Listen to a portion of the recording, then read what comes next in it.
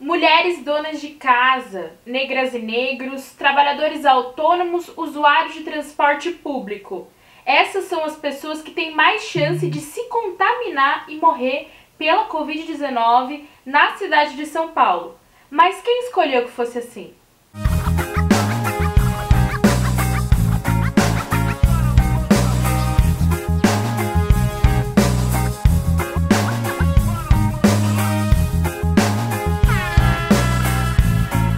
Salve, eu sou a Simone Nascimento e seja muito bem-vinda e bem-vindo ao meu canal. Não deixe de se inscrever agora e ativar o sininho para receber os vídeos novos e a gente seguir trocando ideia. Para entender por que chegamos à situação de mais de 100 mil pessoas mortas por Covid-19 no Brasil e morarmos em uma das cidades mais contaminadas da América do Sul, a reflexão precisa ir além da SARS-CoV-2, causador da Covid-19. Nós precisamos entender por que algumas pessoas têm mais chance de se contaminar e morrer do que outras.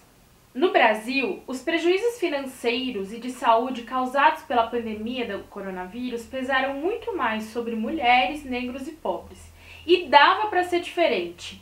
É o que apontam dados do próprio Instituto Brasileiro de Geografia e Estatística, o IBGE. E para entendermos o que está rolando aqui e o que poderia ser diferente, eu preparei algumas comparações. A ideia é que você ajude a responder. Basta dizer opção 1 ou opção 2, combinado? Primeiro, qual país tem mais chances de enfrentar uma crise sanitária como essa desencadeada pelo coronavírus? Opção 1, um país em que o presidente reconhece a existência da pandemia, ou opção 2, um país em que o presidente não reconhece a existência da pandemia. Escolheu?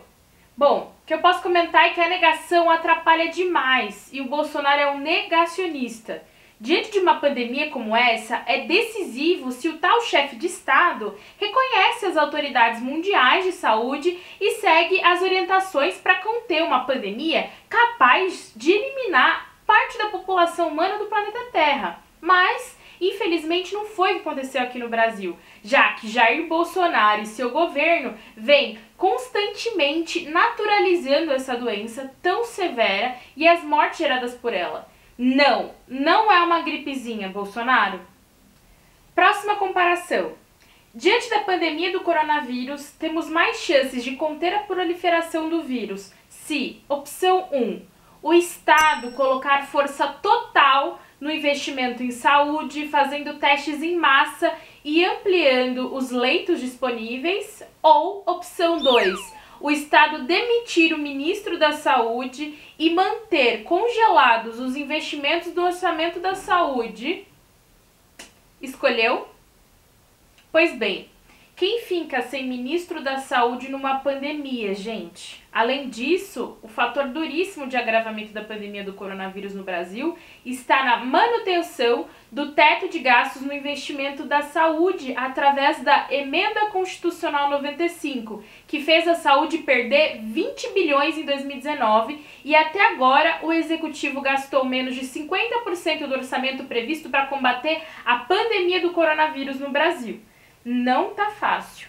Mais uma. Diante da orientação da Organização Mundial de Saúde de que o isolamento social é a medida eficaz de combate à proliferação do coronavírus, enquanto não houver uma vacina, como o Estado deveria se comportar?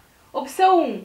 Garantindo direito ao isolamento com políticas de proteção ao emprego, dos salários e da renda.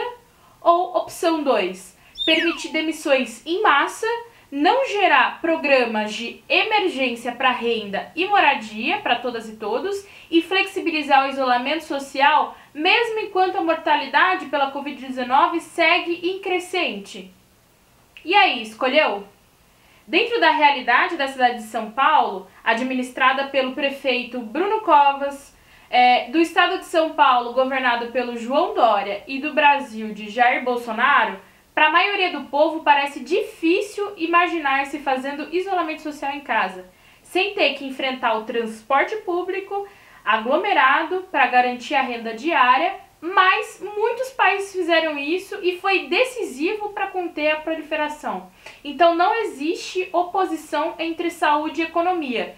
Defender a saúde do povo era a única forma de se recuperar a economia. Muitos países já estão recuperando depois de ter feito um isolamento mais forte.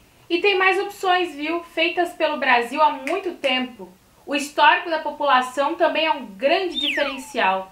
O Brasil vive problemas sociais e opções feitas por governantes que há séculos perpetuam injustiças sociais, como o racismo e o machismo.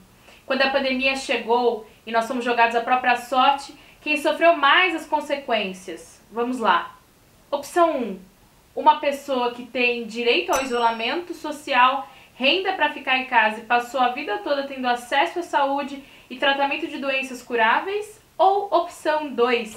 Uma pessoa que precisa sair para trabalhar todos os dias na pandemia, usando transporte cheio, mora em uma casa inadequada para fazer isolamento social, ou ainda não possui um teto, e passou a vida sem acesso a tratamento de doenças curáveis e tem mais comorbidades que agravam os efeitos da Covid. Escolheu? No Brasil, 80% da população negra depende exclusivamente do SUS para ter acesso à saúde, e o histórico de ausência de direitos faz com que esteja ainda mais afetada pela comorbidade que foram agravadas com a Covid-19, como diabetes e hipertensão.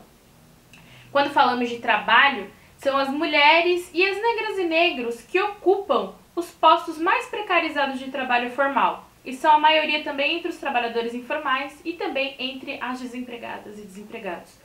Sem opções que garantam direitos básicos para a maioria do povo, sem que isso sejam decisões tomadas pelos nossos governantes, é impossível haver justiça social no nosso país e haver direitos iguais para a doença. Eu não sei ainda quais escolhas vocês fizeram no vídeo, mas todos nós sabemos as escolhas que os nossos governantes fizeram. Precisamos entender que a desigualdade social, racista e machista é o grande vetor dessa proliferação do vírus no Brasil. E as políticas públicas para combater o avanço dessa pandemia deveriam ser pensadas, levando em consideração essa realidade e esse histórico, possibilitando a todas e todos o direito de sobreviver em meio a uma pandemia de vírus mortal para a população humana. Por opções, os governantes do Brasil estão permitindo o avanço da doença, morte e pobreza no país. Só temos uma opção: fora Bolsonaro genocida. Você concorda? Então comenta aqui no vídeo o que você achou desse papo de hoje e não deixe de fortalecer essa narrativa compartilhando o vídeo nas suas redes sociais, com o seu quilombo, com o bonde todo, pra gente espalhar muito a luta do Fora Bolsonaro genocida. Além disso, se inscreve aí no canal, ativa o sininho para receber a notícia dos próximos vídeos que eu vou postar aqui. A gente segue trocando aquela ideia nas minhas redes sociais. Até mais!